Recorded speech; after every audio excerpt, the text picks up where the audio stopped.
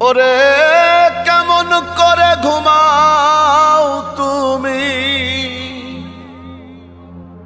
কেমন করে ঘুমাও তুমি ফজর করে কাজা।